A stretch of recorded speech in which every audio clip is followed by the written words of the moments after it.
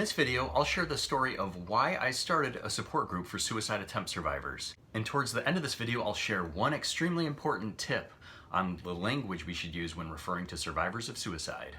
This is Speak the Unspeakable, a series focused on suicide prevention through the lens of lived experience.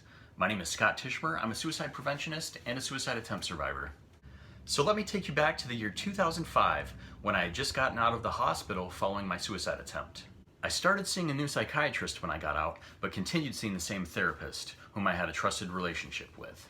Now, the hospital didn't change my trajectory that much, but they did adjust some of my medications. There were daily therapy groups while I was there, but I remember wishing there had been a group to specifically address my suicidal thoughts and behaviors, which I knew many of the other patients had also likely been admitted for. After one of the groups, another patient and I began talking about some of our own struggles, and it felt really great to experience a sense of camaraderie and of understanding and of connection, especially in contrast to the sense of scrutiny and judgment I had experienced from some of the mental health professionals at that time. Once I was discharged, there were no suicide-specific resources offered, not even something as basic as a pamphlet for me or for my family supports. It was just, back out into the world you go. So once I got out, one of the first things I did was I looked for a support group for suicide attempt survivors. My online searches brought up a number of survivors of suicide support groups. It seemed promising, but each time I examined further, I realized that those were grief support groups for those that had lost a loved one to suicide. I did find that there were a handful of suicide attempt survivor support groups across the country, but none in my local area or even in my state. Fast forward to 10 years later, I started to get a better handle on things and was better able to manage my suicidal thoughts. I had also begun working at my county's community mental health agency and had also joined the Suicide Prevention Coalition as well. As my involvement grew, I began attending suicide prevention conferences and had the opportunity to hear other suicide attempt survivors share their stories.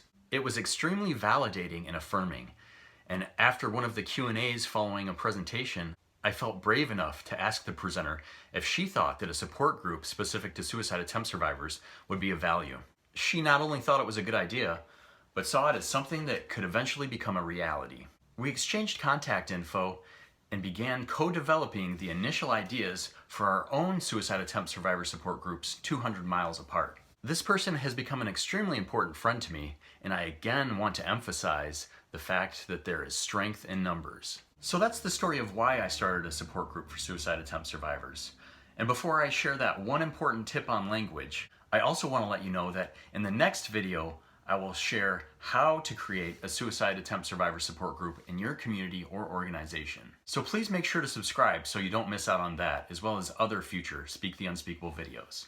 That video on how to create a support group in your community or organization is actually more of a webinar, and it will be a condensed version of a training I had previously given on the topic. So here's that one important tip on language when referring to survivors of suicide.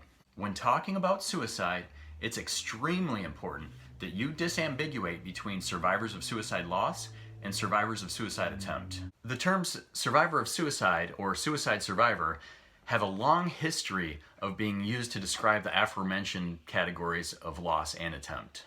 And this has created a good deal of ambiguity and confusion.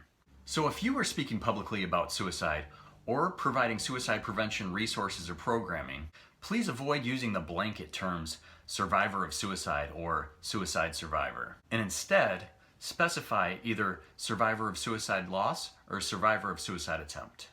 This will help you get your message across and will also help ensure that the right people are getting to the right resources.